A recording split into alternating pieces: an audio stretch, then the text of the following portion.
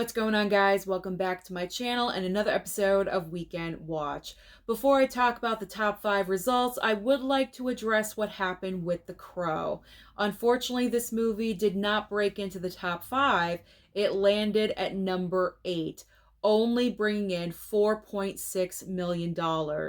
Now, I kind of had a feeling this was going to happen because, as we know, the original film of The Crow from 1994 has such a loyal, dedicated fan base. And when I heard that this reimagining of that original film was coming out, I thought either one of two things is going to happen. Either this loyal fan base is going to embrace this brand new film, give it a chance, or they're going to avoid it like the plague.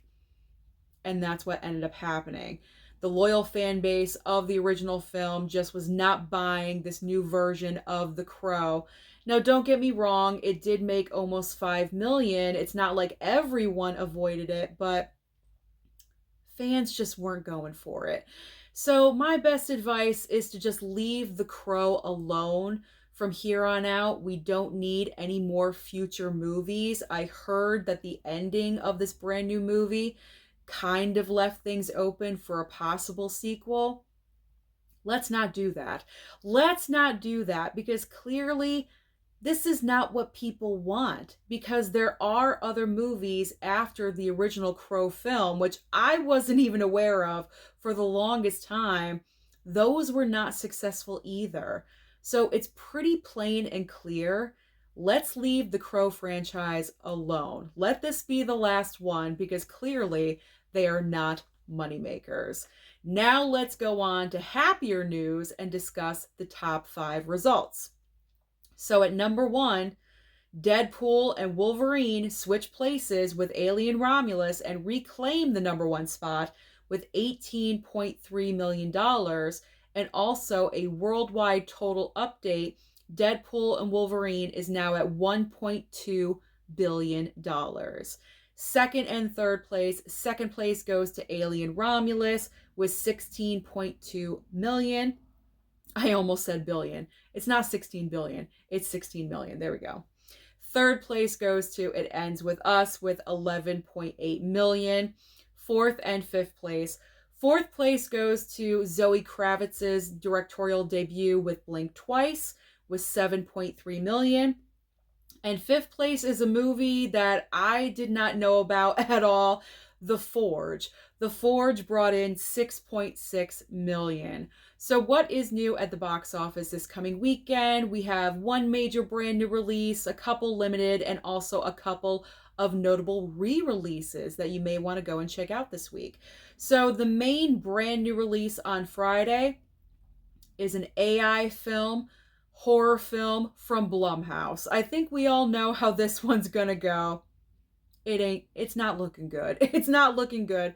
I've seen the trailer for Afraid a couple of times, and it looks like your typical bad horror film from Blumhouse. So I'm not seeing this movie, toppling the box office and removing Deadpool and Wolverine. That's not gonna happen. So I'm pretty convinced that this time next week, Deadpool and Wolverine and Alien are going to maintain spots 1 and 2. So I don't think we have to worry about Afraid that much.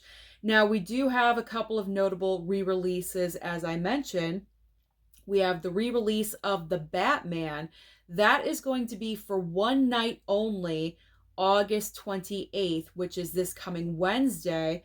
And also on Friday, the re-release of Shaun of the Dead. So either one of those could be a lot of fun.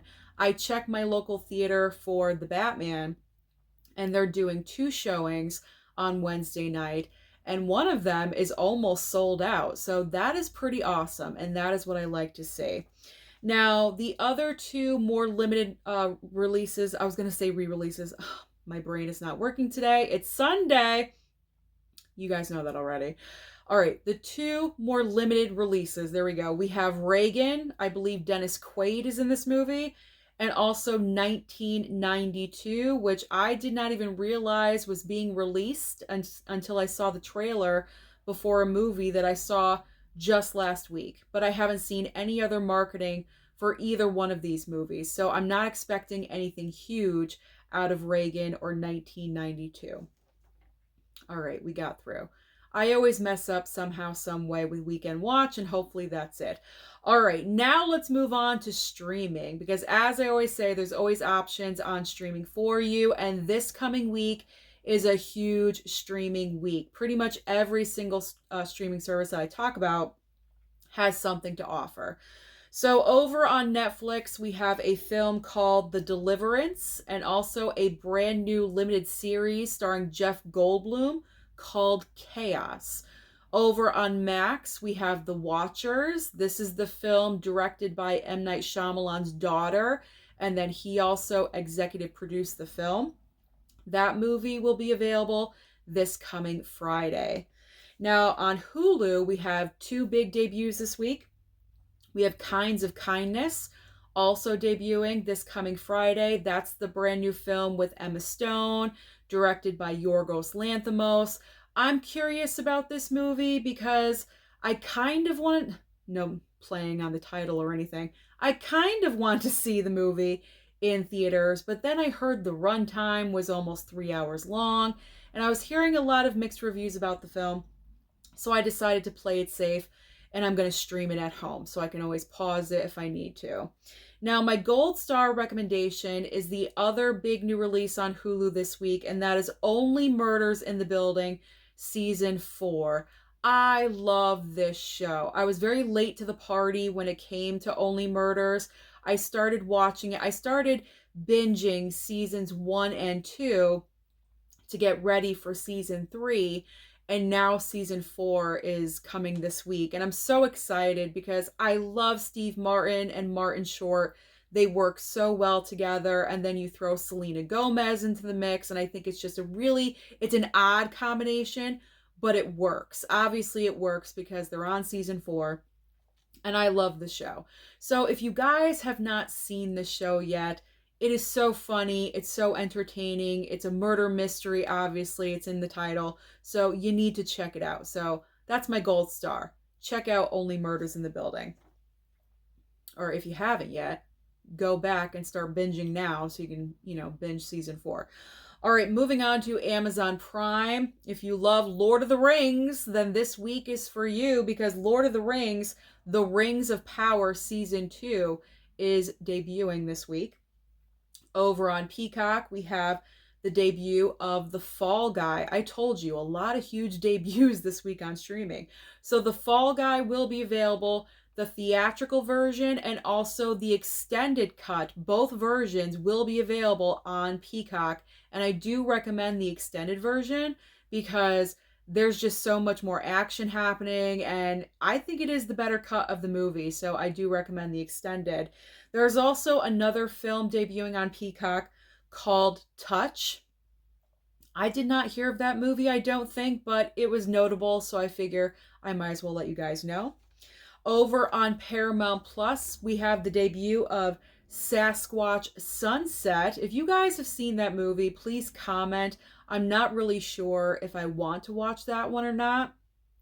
Time is precious, and I have so many items on my streaming list that I have to watch. So should I add Sasquatch Sunset? Let me know. Comment down below.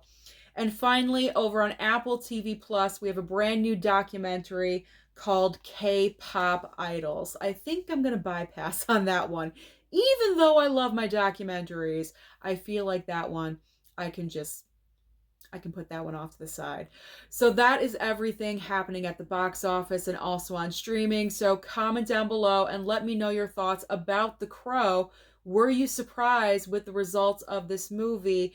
Did you think the loyal fan base was going to be here for the reimagining of the original film? Comment down below and let me know your thoughts. Don't forget to like and subscribe before you leave, and I'll see you next time.